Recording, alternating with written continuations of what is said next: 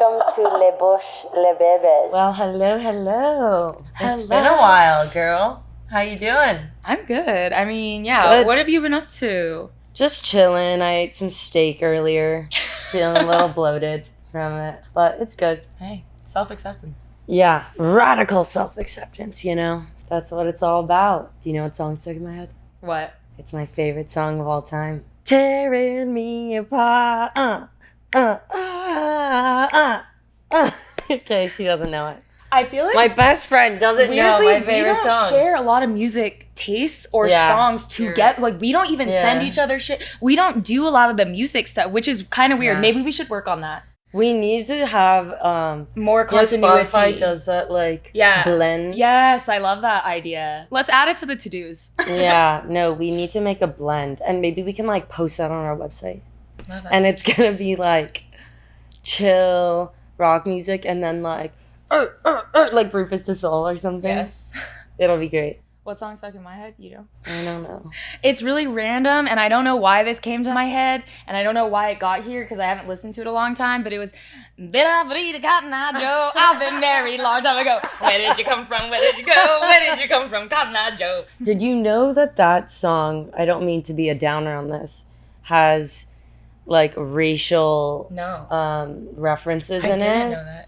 Yeah, it's kind of sad. I feel like... Well, it is sad. It's not kind of sad. It's fucked up. What's the storyline? I'm going to have to do more research on this, but I'm pretty sure that it's linked, Cotton Eye Joe is linked to, a slave. No. And referencing a slave. You'd be surprised how much shit in this world is referencing slavery. It's honestly really cut from my up. mind. We can't support Cotton Eye Joe. I'm sorry. No, but it's okay. I mean, it is a classic. It was a figure skating song. That's how I know it. Really? Everyone skated to it, I feel, back in the day. The amount of appropriation in figure skating. It's crazy. Unreal. What about Irish, though? Because I did an Irish-themed program. And that is appropriating Irish culture, but they're white. What do you guys think? Yes? No? I don't know. It's the same concept, I think. It's not the people who've harmed cultures are white people. It's not been the reverse historically. True. But there is a history in time with Italian culture and Irish culture, specifically on the East Coast. They were, and Jewish people were deemed as the lesser, quote unquote, lesser white people, which is fucked up in its own sense. But I just think it's a reflection on our Anglo-Saxon Puritan America. I just threw in a lot of words describing white people. I don't know if that was right, but sounded right to me. All right. Should we do hot takes? Let's do it. So this is a game that Rachel... Did you make this up? Did you create this game? Are you the creator, founder, CEO of Hot Takes? I'm not going to claim that because I genuinely don't even remember where it came from. It also has been popping up very commonly on social media right now. But it is my go-to great way to get to know people, especially new people. And it's just a fun game to play. Your hot takes, you just say a hot take on life. My hot take is I would describe it, I guess not controversial, but I guess surprising if you have followed me for a bit or if you know my background. But I feel the influencer industry as we know it is unsustainable for a lot of reasons. I don't even know if that could count fully as a hot take because I think everyone agrees with you. But not in my industry. But definitely what do you mean by sustainable? Because I know from being friends with you for so long and see all the PR packages you get, some brands will send you every single shade of foundation. Yeah. And it's you're going to use one, maybe two. But they send you all of them and that's so wasteful. Brands have definitely gone down a route to try to be more sustainable from an ecological standpoint. I'm actually talking about as the industry as a whole. I genuinely do not think that this influencer industry will be around for the next 100 years. I don't think it's an industry that will last. And I think there will always be online public figures and people with a presence, people with a platform, people that can facilitate this online community. Yeah. But I don't think that the influencer as we know it will be around, when our kids have kids, basically. I think it will morph into something else, but I don't know what that is. Yeah, no, I agree. I think that is a hot take. That makes sense. It really is at this point just attention grabbing, Yes. I think, to a certain level. And people are going to get bored. I think people are already getting bored with it. I mean, me as a creator, I'm having trouble evaluating where I want to go with it because of that reason. On top of that, the mental health aspects of being inside the industry. Anyways, we can move on from hot takes because this is not what this episode is about. But yeah, that's mine. You have a lot of drinks over here I want to comment on. I don't know if it's in the frame, but Team this girl, she has a hydration one, she has a gut one, and she has a fun one. She's going around. I mean, we are definitely Team Liquid Death. So now we're getting into the history of underarm shaving, everyone. Are you excited? I am so excited. I actually secretly, probably shouldn't be telling you this, but I secretly did my own research kind of on this. Just a little bit. I'm sorry. Overachiever over here. The type But it's A. so interesting. But I'm really excited to hear what you researched and about the history. Yeah, it was a lot to read about. With each of these topics that I feel like we're covering, I go in and I read one article, and from that one like published paper or article, I start getting deeper and deeper. And then I have to zoom out and be like, wait, what am I searching? Like, what is the story I'm trying to tell again? Like, I can't even remember. And so it's been a really great learning experience, obviously, for me to become a more efficient researcher. But the history of shaving actually started back in as early as the Stone Age. Back then, it was a way to keep your body clean using flint, seashells, or beeswax as utensils to scrape it off your skin and your face, like facial hair. People didn't want facial hair in the Stone Age in order to keep their body clean and prevent from parasites. Also, there are some theories about keeping your body warmer during that time, because if it got wet in the winter and you had wet hair on you, that makes you colder. Oh. That was an interesting time. And then in ancient Rome, it shifted to smooth skin being associated with purity and superiority. Both genders, men and women, shaved most of their body. And in ancient Egypt, they had lice. So they shaved everything. Brazilian to the max, baby. And they would use these wigs called the Nubian wigs, which imitated hair on their head, was easier to clean and prevent lice from. So they would use that as a replacement for hair on their head. In order to get rid of all the hair on their whole body, they would use this, I'm definitely going to mispronounce this, but depilatory paste. Yes. Consisted of a mixture of lime, water, wood ash, and arsenic trisulfide. Okay, I've heard about a modern version of this, but that's very interesting that they actually called it that, like, way back then. They didn't call it that back then. Oh. No. You said that. They use that type of paste. They created it. I don't speak Egyptian. Like, I don't know what they called it. I don't even think they know what they called it, True. I guess we can look that up after and, like, add some footnotes. Bonus. Yeah, bonus video. Patreon. Should we start a Patreon? Yeah, join our Patreon Join for it now. us to do all of the follow-up research on some of this stuff. Yeah, so it was so interesting that all genders in ancient Egypt used to shave fucking everything just because lice was a thing. So when did that change? I'll get to it. Okay. Okay, this is astounding to me that lice has still prevailed the test of time, and that it still exists today. Like, come on, we've gone to space. We can't get rid of lice. Like, what is this? We're jumping to the medieval times now. So back then, only facial hair was actually considered ugly and not on trend. For both men and women? Yeah. And so in the 14th century, women would also pick the hair off their foreheads to make their foreheads larger and to elongate their face. And in the mid-16th century, Queen Elizabeth I came to power and she made eyebrow removal fashionable. So they didn't even have eyebrows. Like, she was almost matching us a little bit.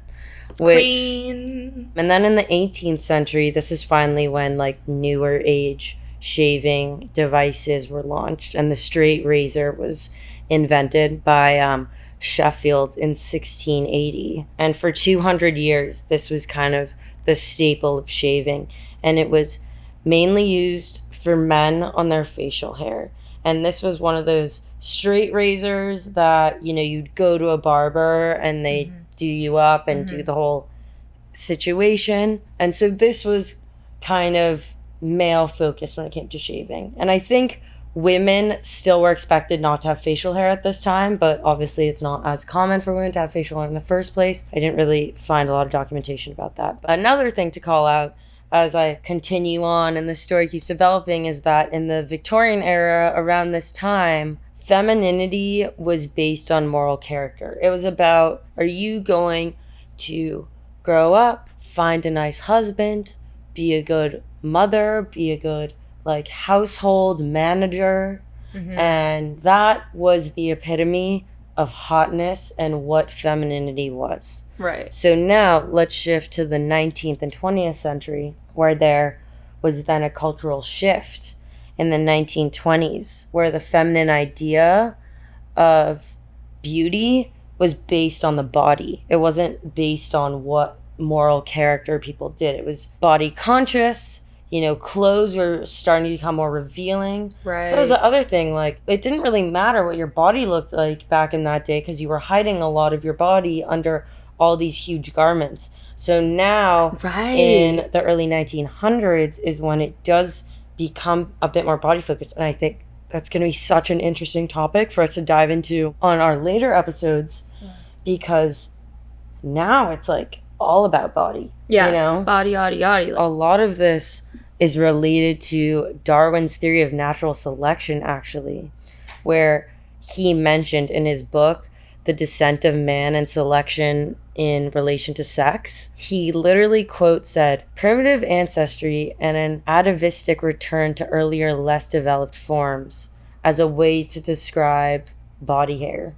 So he was anti-Bush. He was ripping apart the body hair movement. Not fully accepting. Yeah. And so by the early 20th century, upper and middle class in white America was very focused on having smooth skin as a marker of femininity, and female body hair was considered repulsive back then. It's insane how it changed so many times, like throughout history, of the direction of like what this thing meant to society and culture. Yeah. And it's interesting how for such a long ass time, it wasn't gendered body hair. Right. You know? And now we're in a state where it is very much gendered in society today.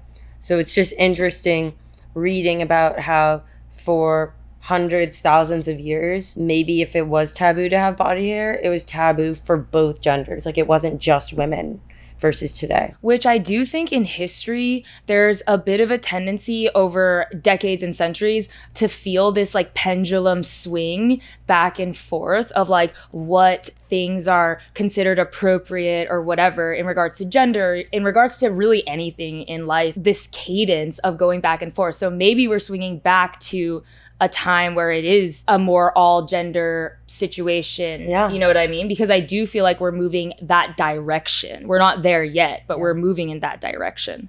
Yeah, it's just really hard to unlearn some of these things. Yeah. You know, definitely. I've grown out like my armpit hair a couple of times just out of like pure laziness of shaving. Then I'll see a picture of myself being like, woo, with my arms up, and I'm like, ugh, like, why didn't I just shave? But that's an unlearning that we have to work on, because it really is defined by social norms, and it's not defined by anything other than that. It's not a gut reaction that we were born with. It was something that we learned as we grew up. Right, exactly. And you are entitled to feel and do whatever you choose for your body. And that's the thing that I think I'm trying to relearn as I unlearn all the negative connotations. For sure. In the early 1900s, there were three main drivers, and I kind of mentioned this earlier, that fed into the reason why underarm shaving became so common with women. And the first one was hair removal products in the industry that were male focused realized that there was a huge market to target women for some of these same products. The other thing was women's clothing fashion. And the third one is invention of the printer press, so mass production of women's magazines. In 1903, the first men's disposable safety razor was introduced, and it became really popular because prior to that, the straight razor was mainly for you go to a barber, they do it for you, maybe go once a week. So you grow stubble back and then you go. But then once a straight razor was introduced, it was a way to prove that you could be upper class because you were clean shaven every day. And it was almost the same as the upper class people who were going to the barber every day and having a barber shave them. So it became common to prove that you were rich, essentially. Almost like a physical representation of your worth.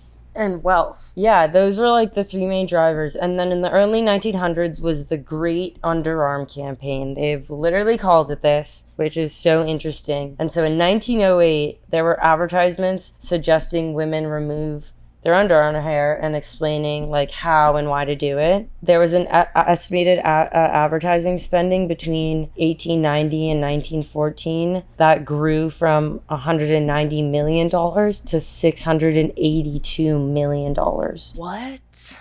Insane. It's like a 3x, over 3x, tripling on toiletries and beauty specifically. So in 1915, Harper's Bazaar launched their first campaign devoted to the removal of underarm hair, and they called it a necessity. And Gillette launched their, I'm gonna mispronounce this, Milady Décolleté. Actually, I think that was I think that was good. And Gillette was known as a men's shaving company, and this was their first female-focused razor. And it was advertised in Harper's Bazaar and all the female print magazines. They used words smoothing instead of shaving, and limbs instead of legs, make it like to appeal to the feminine mind and make it more palatable, essentially. Right. And hair was described as unwelcome, embarrassing, unsightly, and unclean. No one wants to be unclean. So, of course, all the ladies are swarming the stores to buy this Milady Décolleté. Another thing, too, we talked about the change of women's fashion. So, shorter hemlines in the 1930s and 40s. People were showing their legs. When people were showing their legs, women usually wore stockings. Right. But in World War II, there was a shortage of nylon. They showed bare legs because stockings were expensive to buy and wear. People felt like they needed to shave, and that contributed as well. And then in 1946, the bikini was introduced. Once the bikini was introduced with no hair in ads, it kind of influenced women to say, oh shit, I got a little bush down there, gotta get rid of it. And then in 1953, Playboy launched and had clean-shaven vaginas on there. What are we gonna refer to? What are we gonna refer to vaginas to in this? I guess we can just call them for what they are. They are vaginas. Yeah. What are the other terms for them? I'm like Pussy? blanking. If you have any recommendations on how we should reference a vagina, Joe. What? Punani. Punani. That's a good one. All right, so where was I? Oh, yeah, Playboy. Gotta love to hate Hugh Hefner. The 60s, 98% of American women aged 15 through 44 were regularly shaving their legs. 98%? Yeah.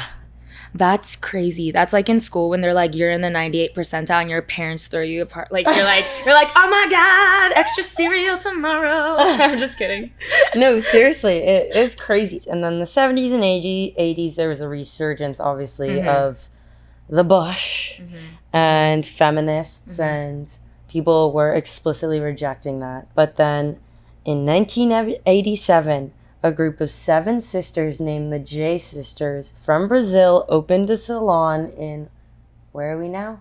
New York City, baby. New York. And they offered the so-called Brazilian. Ooh, the Brazilian has entered the chat. when they rip out all the butthole hairs too. Not just the bush, the back bush as well. I like got a tinge of pain as you said that from like PTSD. So that is when it all started, was 87.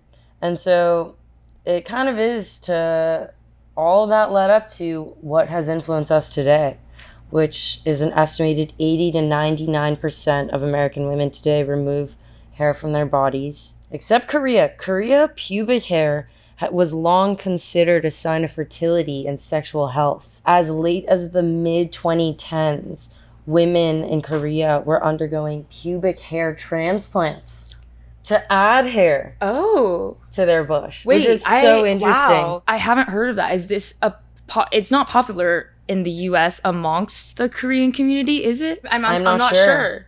But we gotta look We that gotta up. look it up. In 2008, there was a Professor Foz, talked about this idea of like heterosexism and homophobia linked to shaving. And it shouldn't be that like revolutionary to decide to shave or not to shave, but Right. somehow it's Like, been we're talking so about hair.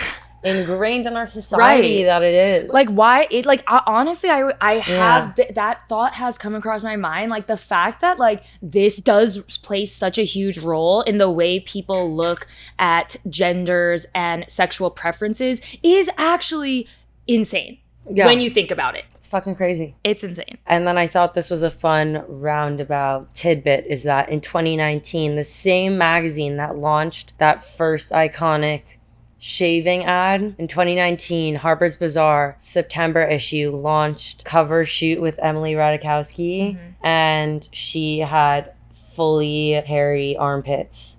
And so it was a full roundabout circle that it was Harper's Bazaar promoting shaving, and now they're promoting not shaving, I guess. And there have been, obviously, as we all know, like a bunch of other like pop culture depictions of no shaving. So it is kind of coming back. I still see it personally as a bit taboo to grow out your arm hair, but it is more common now. But I do somewhat sometimes see it as like, oh, you, or make assumptions about people if they don't shave. That's my own thing that I should probably unlearn and work on. I do believe that you are entitled to your own choice about your body, but I just think it's interesting for me because I, in my own life, have really like gone back and forth with this, and I feel like I'm at a place now where like I am embracing my body hair a little bit more. Like I've stopped getting laser. I don't know where this journey, if you want to call it that or whatever, will lead me, but like it's kind of an interesting experience because it does tie into my self-worth, I think, internally, like not intentionally,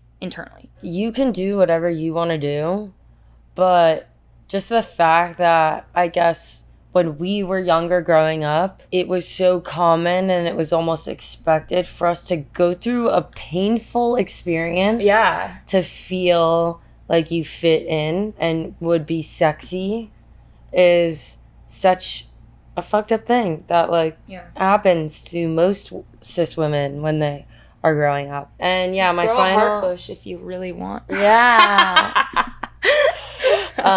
My final ad is just from the beginning of time when these companies started advertising razors to women. These women were already hairless, shaving something that wasn't there, like this. They were literally shaving this, and it was like, okay, like, and showing even a woman with hair on a TV screen or in a magazine was taboo to begin with. So they were just showing people shaving clean skin. And so there are other companies like Billy, who is women-focused razor company that started in 2017, just being realistic about it. Like, we're going to sell you razors, but we're also going to show you a girl with a hairy leg shaving the hair off her leg. You know, we don't have to show you a bare skin and like pretend like she's shaving something when nothing's even there, you know? I think that's an interesting final tidbit. Honestly, very interesting, and I feel like very ups and downs through history. Ups and downs, ups and downs. The Nubian wig, I definitely want, at some point, I think a life goal is to either see one in person. If I could try one on, that'd be amazing, but let's be realistic here. I doubt I'll ever get to put on an ancient Egyptian artifact, but it would be dope. Question bank, question bank. I feel like I don't have questions because you really went in detail about like every aspect of that. Like I feel like I just took a full course on shaving.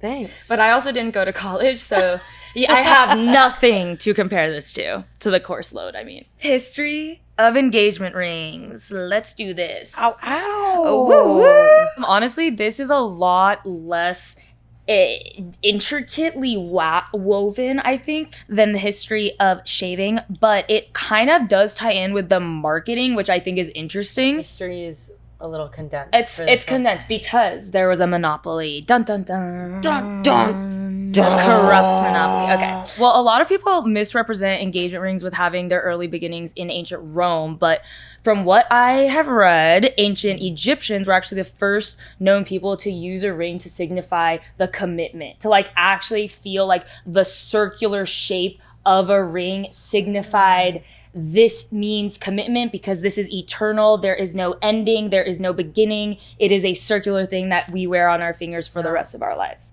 which I thought was like very interesting. And the reason why we wear our engagement rings, generally speaking, on our fourth finger is because the fourth finger, I guess, has a vein that goes directly to the heart. Oh. And, yeah. Wow. So that was another form of symbolism. So only ancient out of Egyptians. all 5 of our fingers, only the fourth? That's what, from what I read, that was what the Egyptians believed. Maybe that's what they believed. And that's why they were like, it goes to the heart, let's put it on that ring. I'm Put a surprised ring they on it. weren't like middle finger, like, you know? For everyone not watching the video, she flipped us off. I love it. Love me a little rebel. But yeah, over time, again, similar to shaving, it seems like engagement rings endured some ups and downs just throughout history and also based on economic standing, because obviously a ring is not a necessity. And from what I've read, honestly, it seems like most of the time society didn't view them as necessities. There's only been a couple eras where they're actually thought of as necessary to symbolize your love. Literally, prior to World War II, less than 10% of Americans had engagement rings. Yeah, my dad said that his mom didn't have an engagement ring. Yeah. And that it wasn't very common back then, and that's why he doesn't wear an engagement ring, because it just wasn't part of his family culture, I guess. Yeah. So fast forward to the 1930s, enter the De Beer family. This is the monopolizers. And they had a very tactical marketing strategy, because essentially what they did was they created a monopoly over the diamond mining industry and then created this fantasy around it that they could use in their marketing strategies to convince people that the engagement ring or diamonds specifically represented forever, represented love, represented marriage. Like, if you got married and you don't have a diamond, you're not worthy. Like, that's not a worthy man. They really played off this like real men buy diamonds thing, which is like Toxic masculinity, man. seriously. Their marketing strategy started off kind of subtly tying in their diamonds on actresses, on the red carpet, on models. So literally when I was reading this, I was like, okay, so kind of like the current influencer. It's like a subtle way to make it seem relatable, to make it seem like, oh, your favorite girl, she's wearing diamonds, you need diamonds. You need diamonds to feel beautiful. You need diamonds to like a fantasy thing. Exactly. Once they started to make diamonds themselves seem more accessible and admirable by, you know, seeing them viewed in on your favorite celebrities, they actually started creating these marketing campaigns, which was kind of the thing that really took them to the next level, because now, over a really slow rollout of not only monopolizing the industry and owning all of the industry from the inside, then subsequently creating this fantasy around it, then they launched these marketing campaigns. So one of the most popular was Diamonds Are Forever, which basically aimed to convince the average American that their life and marriage would literally not be complete without it. And that diamonds are the thing that makes it an eternal thing. Like, not the love itself. The diamond. So Diamonds Are Forever was such a huge success. I think it raised, I deleted the percentage from my notes. I'm sorry, guys. This is my first research project. I'm really sorry. I promise I'll get better at this. No, but I don't think it was worry at all. like a big percentage. Okay, we'll include that in the bonus episode. Yeah. I'm just kidding. But another one they used is only 1 month's salary. So now that they've conceptualized this idea of the engagement ring as being this forever thing, they started to rework the way that they were putting the wording out So that now men thought, okay, it lasts forever. Not only that, it represents love and marriage and all of eternity, and it's only 1 month's salary. When prior to this time, like, no one would have thought to spend literally thousands of dollars on a diamond ring. Like for why your would engagement. you? It's unless you insane. had the means. Like, not the average person felt that was a necessity. Following the Great Depression, there was a stark crash of the engagement ring because modest times called for obviously more modest measures, and it all of a sudden became more of not a necessity because they literally could not make it a necessity anymore. So we were going into this time where people were using actually more modest stones, not diamond rings. So the engagement rings still existed. They were just not typically made of diamonds following the Great Depression. They were being made of rubies, of emeralds, of sapphires, like all these other stones that had a little bit more of a reachable price range for that time. So what did the De Beers do? They were like, oh no, I cannot lose this.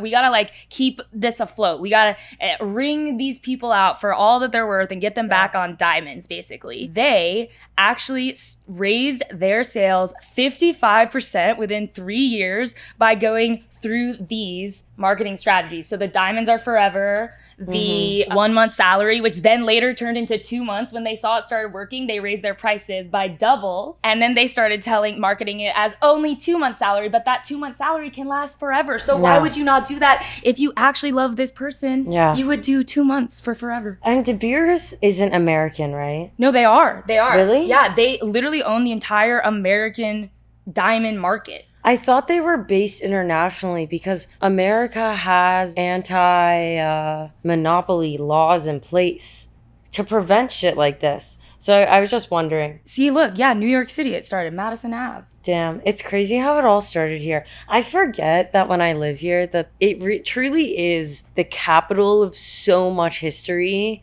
in America. I've always thought that like going on a historical like walking tour of New York would be cringe, but I feel like I really should at some point just to, like walk around and see, oh shit, that building is where like Hamilton was based off of or something. Is the dumbest point of history that I care about. Like, not even Alexander Hamilton, the play, the Hamilton, but like it's just crazy how it all started. Even the Brazilian wax, as we just talked about. Okay, so once, like I mentioned, they were trying to stay afloat. They were trying to get some new marketing strategies going, and they had only, similar to shaving and Gillette and everything you were talking about, they had only really marketed towards men so that they could buy for their female counterparts. But they actually tried to launch a male engagement ring, and it didn't go well. Like, it did not work. The marketing strategies like completely failed because women at that time, even in the 1970s, after women were in this very feminist movement, they did not have the means because their salaries were, I think, over 40% lower than what an average man would make. So if they had the means to spend a little extra on a diamond, they were still going to buy it to themselves because of this history that the De Beers themselves actually created with this like gender-based engagement, diamonds, men, real, blah, blah, blah, blah, blah. It really is crazy that men didn't respond to the marketing campaign as much as women did. I don't know what that says about marketing tactics or society or about the emotional intelligence of women maybe and their greater need to feel like they're fitting in. I don't know. And maybe that's something we can dive deeper into another episode. Do you think it has something to do with confidence, which like I know is, I don't know. I think maybe. And I'm not sure. Like, I think that's something that is a great thing for us to take note of to dive in deeper on our future episodes. Yeah, absolutely. I wonder if De Beers also has some ownership over creating this idea of like a proposal. And we didn't really even talk about that in this episode, but like that wasn't even part of our plan. But like maybe that's something we can do on like an extra for this episode or something, is look into like who decided all these like grand gesture proposals and that the man would propose to the woman and stuff, or if that was part of the De Beers marketing campaign. Because I know we were talking about it was like 1 month salary and then increase to 3 month and like all of this shit, but that was just for buying the ring. What about all this shit now where it's like this elaborate event in front of all these people. That's And then true. you fly the families out to celebrate after. Like, who came up with that shit? I know? was literally just talking to Joe about this because I was like, honestly, like, what is the point of an engagement party? Like, you're already spending so much on a wedding, so the engagement party feels like a precursor, but it's like who created that? Who created that like order? I'd be interested to learn more about that. We should definitely dive into that in like Yeah. a future thing. Absolutely. Yeah, this is super cool. Did I do okay? You did amazingly. You were so Guys, good. I'm sweating. This is my first research project in 10 years, I think. No, you did so well, honestly. Thanks. You were good. No, you were amazing. You were iconic as hell. Just before we end it out, I just wanted to, like, during my research, I found this really amazing article by Yasmin Gatas. I hope I pronounced that correctly. If I didn't, I'm so sorry. But it's basically a gender studies based article on why De Beers couldn't sell diamonds to men. So I thought it was Oh my God. Yeah, I thought it was That's a really exactly what we were talking about. I thought it was a Yeah. super interesting read. So if you're interested in this topic, like, definitely check it out. I'll link it down below and you can Yeah. find some more info on that. Oh yeah, I included some of the ads. Like, this was the one that was like the 2-month salary, showed the future Mrs. Smith what the future will be like. Like, literally they were selling not only the ring, but the idea, The woman, the who. Like, it was worth. It was all based on like, That's crazy. if this woman was worthy and if the man was worthy enough to like buy her a bigger diamond ring because bigger equals better, and like, That's like some dowry shit. That's fucked up. and then this is the one that for the men. So this was during the time of like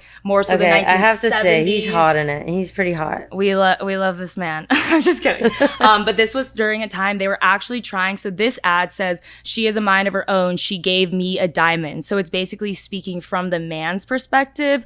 And Oh, shit. it's like trying to empower women. But isn't that crazy to look at? Yeah. Like, that's how they tried to spin it. But these women it didn't catch on for whatever reason. I am very grateful for marketing and the influencer world for where I am today. And I think there's a good side to marketing if you use it for the right ways. But I think the thing is with the De Beers, it felt like their intention was ill will. Their intention was to make money, which is a lot of how a lot of corporations run, obviously. And their intention was not actually to empower through this ad. Their intention was just to sell to a new audience. So they tried to manipulate or, create this facade and like whatever, and it didn't work because it was a lie. But yeah, unfortunately, that is the contract that public companies make when they IPO, is that they are committing to making every decision for the benefit of their shareholders and the owners. That's kind of like the backbone of capitalism. And if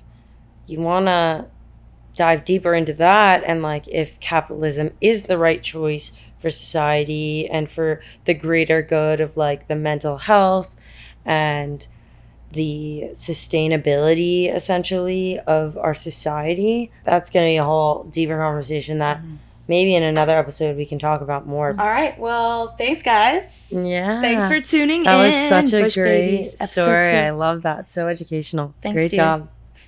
You rocked it. You killed it. You killed it, We bitch. love. It was great talking to you, Rox. I know. Good chat. So great. Bye, Lily. Say bye to everyone.